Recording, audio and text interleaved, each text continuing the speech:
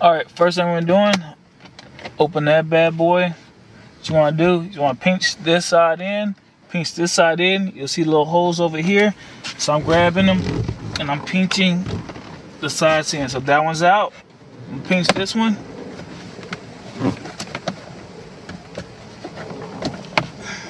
All right, so now it's out. From there, there's a little hinge right here. All right, from the hinge, I'm just gonna lift it up, just like that. All right. So now you have your air filter or your cabin filter right here. So in order to get the cabin filter, if you want to remove this, you can. You don't have to. But all you do is pull out. There's two, and you pull down, and there's two clips right here. All right. So now we're the part where there's the air filter. So the air cabin, which is right here, you can just pop that lens, just a little piece right there, and you pull it out. All right. So you just push that in, and then you twist it out.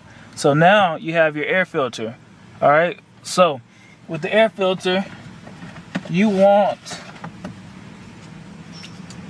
the airflow to flow down, because what's happening is it's coming from the top of the cabin. All right. So the top of the cabin, and it's flowing down, and the blower is sending it into the vents. All right. So the airflow is going to be down.